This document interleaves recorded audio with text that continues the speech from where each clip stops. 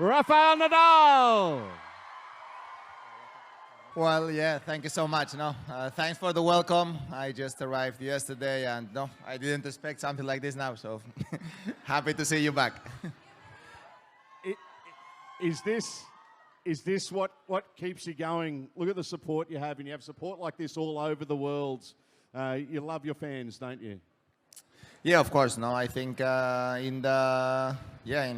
in the moments that things are not going well, of course, the support of the people, support of the team and family helps to keep going. And I feel very fortunate, that I have been very well supported all around. And Australia always have been a very special place for me. Unforgettable moments that I spent here, and looking forward for another year here.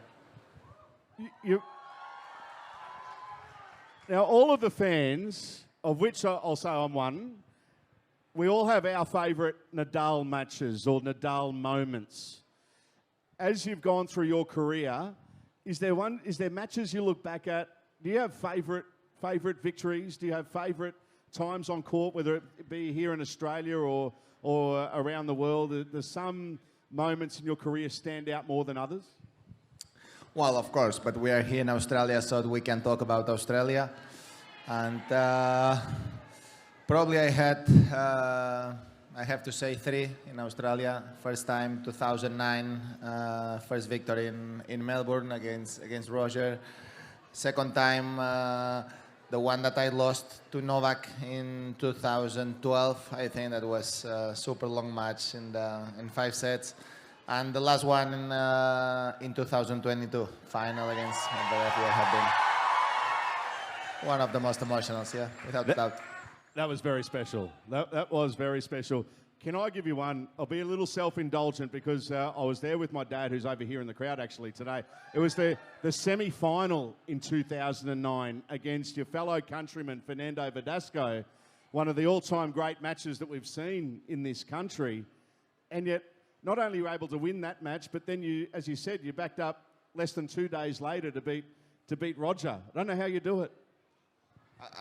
I still don't know, because I don't know. Before the match, for me, it was impossible to imagine myself winning that match. I was super tired. But I don't know, the energy, the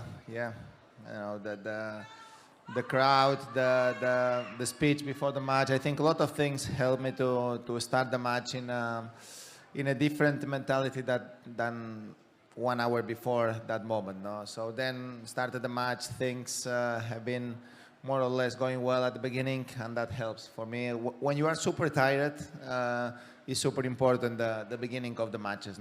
If you are able to get in the match, to feel yourself competitive, then the legs starts to have a better answer. So that's what happened.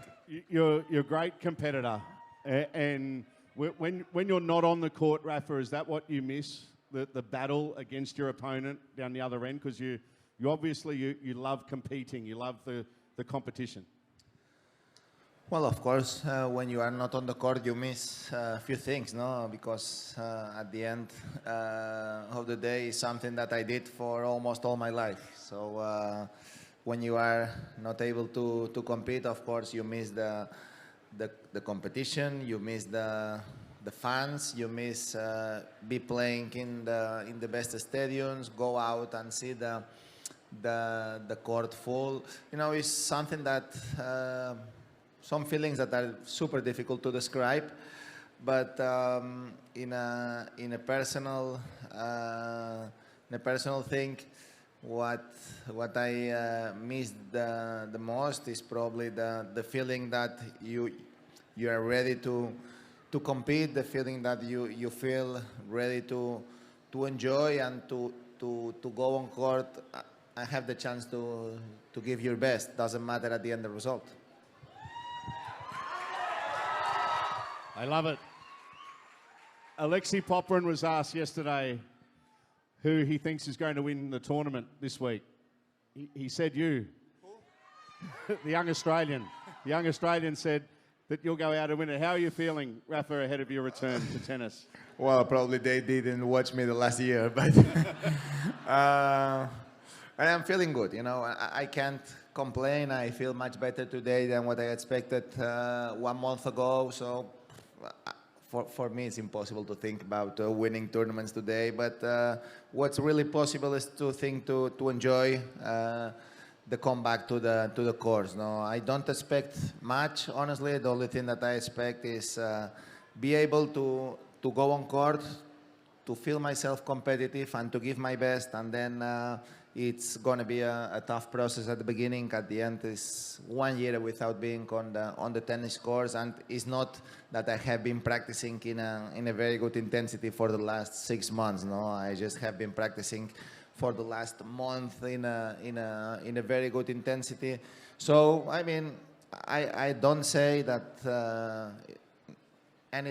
nothing is impossible, but at the end, for me, just be here is a victory, and I hope I'm gonna have the chance to enjoy, and the crowd too. I've got one more question then, and it's from what you just said a moment ago. Do you set long-term goals now? Do you have any aims for 2024? Or is it just a case of going through the weeks and months on the calendar now? Well, I can't have a super long-term goals because I don't see myself playing for a super long time. But yeah, I mean, I can't have immediate goals. No, so I don't know how the thing's gonna keep going. But of course, in my mind is try to give myself the opportunity to be more and more competitive when the season keep going. No, that's very early. You never know what's going on. I am not the player that tries to predict what the things, what kind of things can happen in a short term, and even tougher in a medium period of time. No, but I know how I need to approach this process, and it's all about accept the adversity, accept that things not going to be perfect at the beginning, and to stay with the right attitude and with the right working spirit every day. No, and only like this, I feel that I will have the chance to come back in a position that I wanted to be before the tournaments.